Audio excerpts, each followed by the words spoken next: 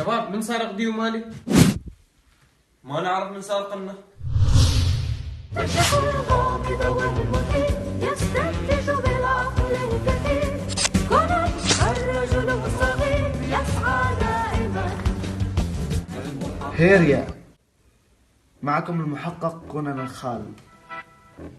اليوم الساعة 4 شخص دخل المطبخ فتح الثلاجة، شاف الديو زعطة، وهذا الشخص موجود في هذه الغرفة، وهو